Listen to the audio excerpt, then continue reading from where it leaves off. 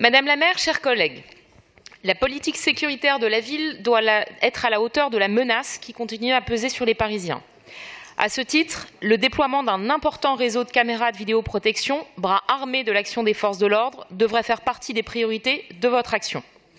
Augmenter significativement le nombre de caméras fait progresser le taux d'élucidation des infractions et ce constat fait désormais l'objet d'un consensus de la part de maires de droite comme de gauche qui investissent massivement dans la vidéoprotection.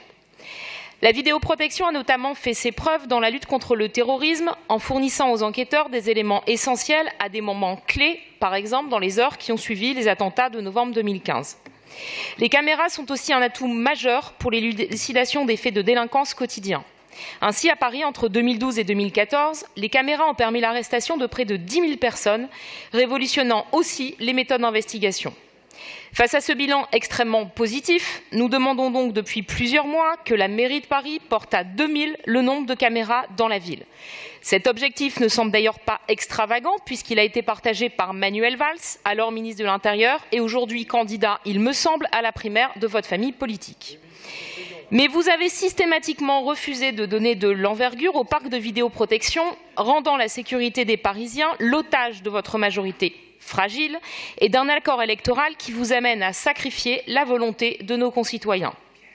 Nous demandons donc aujourd'hui que les 5 millions d'euros de crédit du plan tourisme, réservés au déploiement de caméras supplémentaires, soient utilisés au plus vite.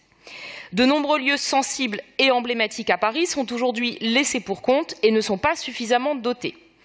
Pour ne prendre que cet exemple, à l'échelle du 10e arrondissement, les gares de l'Est et les gares du Nord, portes d'entrée de premier ordre dans la capitale, mériteraient probablement d'être davantage dotées.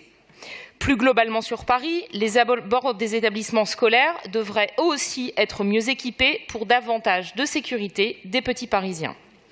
Enfin, dans un contexte social tendu, votre majorité ayant poussé nombre de Parisiens dans la rue, les forces de l'ordre sont par ailleurs très demandeuses de cet outil, les aidant à assurer la sécurité des manifestations sur la voie publique. La place de la République, par exemple, qui est le point de rassemblement de tant de manifestations parisiennes, nécessite elle aussi d'être davantage équipée. Et puisque je parle des manifestations, je profite de l'occasion qui m'est donnée, Monsieur le Préfet, pour encourager les services de la préfecture à varier les itinéraires proposés aux manifestants, les riverains de la place de la République, par exemple, ou de la place de la Nation, voyant trop souvent leur tranquillité mise à rude épreuve. À cette demande de plus de vidéoprotection, Madame le maire, vous répondez habituellement que nous devrions nous réjouir du nombre de caméras actuellement implantées. Mais comment pourrions-nous, en vérité, être satisfaits?